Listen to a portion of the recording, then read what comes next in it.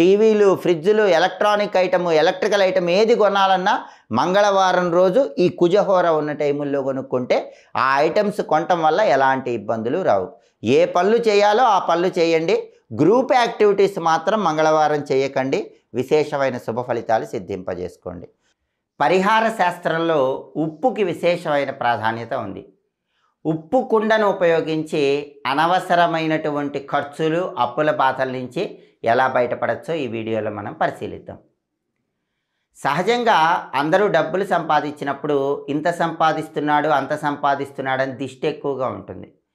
లేదా మీరు ఎలా డబ్బు సంపాదించినా సరే ఆ డబ్బుకి కొద్దిగా నెగిటివ్ ఎనర్జీ అనేది ఉంటుంది.